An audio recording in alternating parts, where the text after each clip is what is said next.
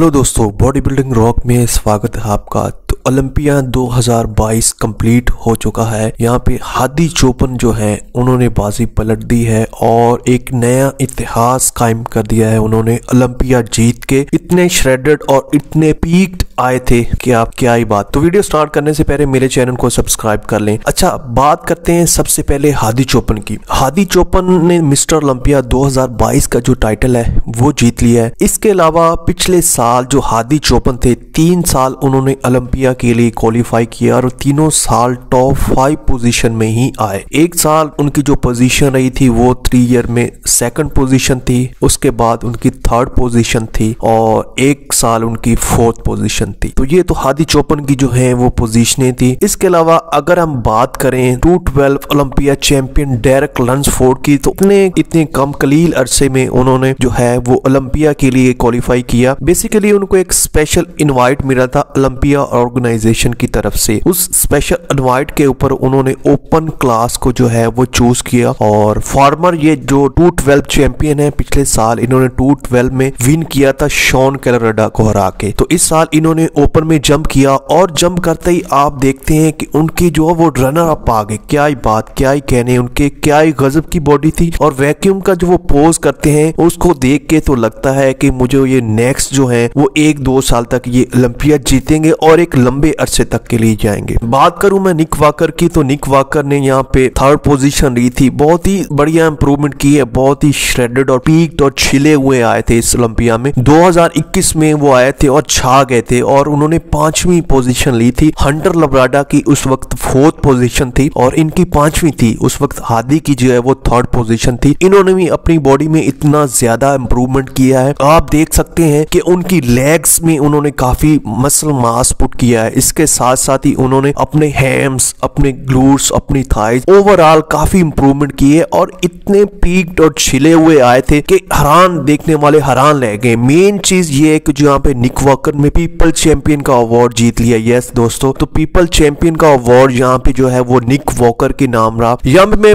बात करूंगा पोजीशन 4 की। पोजीशन 4 में जो लास्ट टाइम ब्रेंडन कैरी थे और उन्होंने 2021 में रनर अप रहे थे, लेकिन अनफॉर्चुनेटली इस दफा ओलंपिया बदल चुका है। यहाँ पे जजेस ने जो है कंडीशनिंग को प्रेफरेंस देना शुरू कर दी है और उन्होंने ओवरऑल ही ये एक इतिहास कायम कर दिया है कि बॉडी बिल्डिंग अब चेंज हो चुकी है। अब साइज को प्रेफरेंस नहीं देंगे, साइज के साथ साथ अगर आप कंडीशनिंग लेके आते हैं तो देन ही आप जो है ओलंपिया के लिए आगे टॉप पोजीशन वो ले सकते हैं। ब्रेंडन कैरी की यहाँ पे 4थी पोजीशन थी। लास्ट टाइम वो रनर अप आए थे। ब्रेंडन कैरी बहुत ही जाने और मंजे हुए बॉडी बिल्डर हैं। एक दफा वो मिस्टर ओलंपिया बन चुके हैं। तो नंबर 5 की बात करूं तो यहाँ पे बिग रैमी जो है वो डिफेंड कर रहे थे अपने टाइटल को इजिप्ट से, लेकिन अनफॉर्चुनेटली जो है वो नहीं कर सके। जजेस ने एक तरफ ही रामी को रखा। आप देख सकते हैं शुरू से ही उन्होंने रामी को साइड पे लगा दिया और बिटवीन दी उन्होंने पोजीशनें बदलते हैं। कभी डेरिक को हादी के साथ करते थे और कभी हादी को निक वॉकर के साथ कंपैरिजन किया। तो बहुत ही अच्छा ओलंपिया रहा, बहुत ही अच्छा एक्सपीरियंस रहा इन चीजों का। आप देख सकते हैं कि किस तरह जो है इन्होंने इस ओलंपिया को चेंज कर दिया है, ओलंपिया का इतिहास चेंज कर दिया है। फॉर्मर जो बिग रैमी थे, चैंपियन थे, वो इस ओलंपिया में आप कह लेंगे टॉप 3 में भी नहीं आ सके। लेकिन अभी रिसेंटली रैमी ने एक इंटरव्यू किया है, उन्होंने हार नहीं मानी। रैमी ने कहा है कि मैं हार नहीं मानूंगा। अपने फैन से उन्होंने सॉरी किया है और उन्होंने कहा कि मैं नेक्स्ट टाइम जो है वो और ज्यादा श्रेडेड आऊंगा और ज्यादा मेहनत करूंगा और अपने ओलंपिया का टाइटल जो है अपने नाम करूंगा। तो यहाँ पे मैं हैनी रम्बोर्ड को जो वो दाद देना चाहूंगा। हैनी रम्बोर्ड ने बहुत ही बढ़िया गेम प्लान किया था। वो अपने उसके तीनों डिवीजन में ही बॉडी बिल्डर ने कम्पीट किया है। तो यहाँ पे जो क्रिस बमस्टड थे वो भी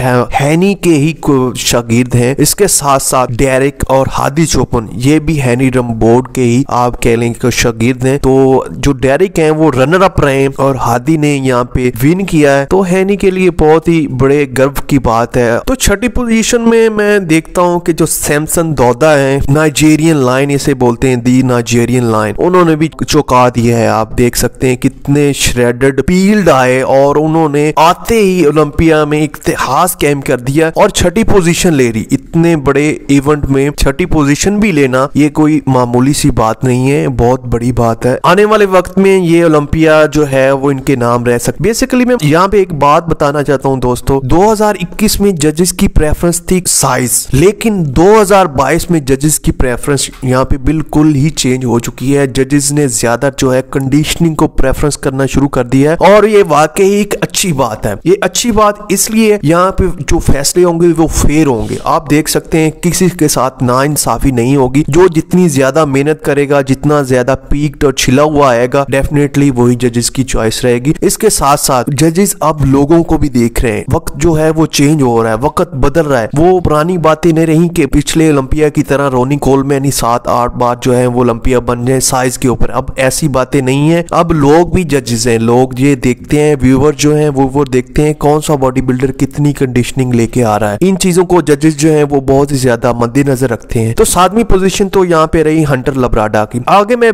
बात करूं एंड्रयू जैक की। एंड्रयू जैक बहुत ही ज्यादा आप कह लें उन्होंने चौंका दी। इनकी हाइप बहुत ही ज्यादा बनी हुई थी। इससे पहले ओलंपिया से पहले उन्होंने 2 शो खेले थे और उन्होंने टेक्सास प्रो शो खेला था और उसके बाद उन्होंने डायरेक्टली जो है आर्नल्ड क्लासिक यूके खेला था। दोनों में ही उन्होंने चौंका दिया था। फर्स्ट टाइम जब आए थे टेक्सास प्रो खेलने तो उन्होंने बड़े बड़े बॉडी बिल्डर को छाड़ के ओलंपिया के लिए क्वालिफाई कर लिया था। क्या कहने, क्या बात है एंड्रयू जैक की। एंड्रयू जैक ने बाजी पलट दी है और उनकी 8वीं प्लेस आई है। यहाँ पे 8वीं प्लेस भी कुछ आप कह लें अच्छी है। इसमें आप कह लें कि 8वीं जो प्लेस है वो भी कुछ आप कह लें लो नहीं है उनके लिए, क्योंकि फर्स्ट उनका भी डेब्यू ही है ओलंपिया और डेब्यू में 8वीं पोजीशन लेना आप कह लें कि वो इतना इजी नहीं है। ये तो थी 8वीं पोजीशन। अगर मैं 9वीं पोजीशन की बात करूं घाना बॉडी बिल्डर की, 9वीं पोजीशन की बात करूं विलियम बोनैक की, तो विलियम बोनैक जो है उन्होंने अपने फैंस को निराश किया है और उन्होंने यहाँ पे 8वीं पोजीशन ली है। बेसिकली मैं बात करूं विलियम बोनैक की तो विलियम बोनैक रनर अप रह चुके हैं ओलंपिया में। उन्होंने ओलंपिया शो 2016 से 20 तक खेला और 6 ओलंपिया के जो हैं वो टाइटल खेल चुके हैं, लेकिन अनफॉर्चुनेटली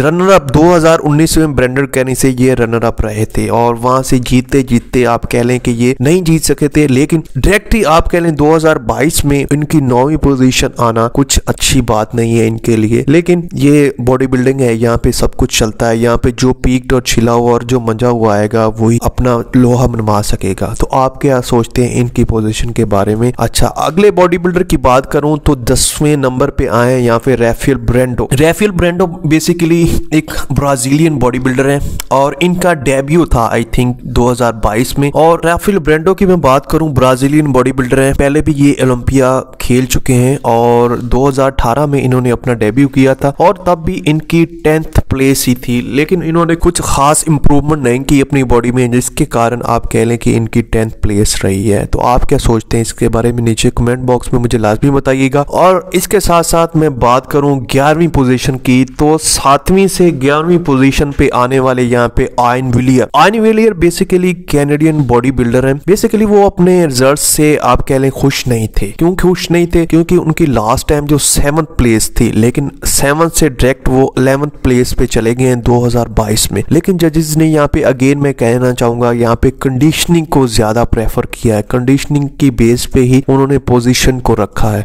आगे मैं बात करूंगा 12वीं पोजीशन की। 12वीं पोजीशन पे यहाँ पे मीडिया में रहने वाले सोशल मीडिया पे काफी हाइप बनी हुई थी इस बॉडी बिल्डर की और काफी जाने बजाने थे और बेसिकली इनका ये डेब्यू था। और यहाँ आप कह लें कि ये IFBB एलीट प्रो से वो IFBB प्रो में आए हैं। जी मैं बात कर रहा हूँ स्लोवाकियन बॉडी बिल्डर माइकल क्रीजो की। उनका ये डेब्यू था और उन्होंने 12वीं पोजीशन ली है। इतना बड़ा शो है, 12वीं पोजीशन है, कुछ ठीक है उनके लिए क्योंकि उनका डेब्यू है और अभी उनका फ्यूचर काफी ब्राइट है। काफी अच्छे मास मॉन्स्टर मुझे लगे हैं। अगर ये अपनी बॉडी के ऊपर मेहनत करेंगे, अपने कोचेस के साथ काम करेंगे तो डेफिनेटली ये आप टॉप 5 में भी आ सकते हैं आने वाले वक्त। इसके साथ साथ मैं बात करूं 13वीं पोजीशन की तो यहाँ पे Danish body builder Patrick Johnson ने कम्पीट किया था। उनका भी ये डेब्यू था यहाँ पे और उन्होंने 13वीं प्लेस ली। और इसके साथ साथ 14वीं पोजीशन की बात करूं तो चार्ल्स ग्रिफिन यहाँ पे आते हैं। Charles Griffin basically American body builder है। लास्ट टाइम उन्होंने जो ओलंपिया 2018 में खेला था तो उनकी 13वीं पोजीशन थी। तो 13वीं से 14वीं पोजीशन पे आए हैं, लेकिन उनको थोड़ा मसल मास पुट करना होगा। काफी छिले हुए बॉडी बॉडी बिल्डर है, आप देख सकते हैं कितनी अच्छी बॉडी है, इतनी अच्छी प्लेसिंग करते हैं और पीक आते हैं। लेकिन यहाँ पे अगर आपको मुकाबला करना है तो इससे अच्छे पैकेज लेके आना पड़ेगा। तो बेसिकली चार्ल्स ग्रिफिन जो है वो पहले उन्होंने 2018 में 13वीं ली थी, इस दफा 14वीं पोजीशन पे आए हैं, तो एक पोजीशन आप डी ग्रेड हुए हैं। मैं 15वीं पोजीशन की बात करूं तो यहाँ पे जस्टिन रॉड्री है। जस्टिन रॉड्री बेसिकली अच्छे बॉडी बिल्डर हैं। 2021 में इन्होंने ओलंपिया का खेला था और 2021 में इनकी 8वीं पोजीशन थी, तो 8वीं से 15वीं पे चले गए। तो अगेन मैं यहाँ पे एक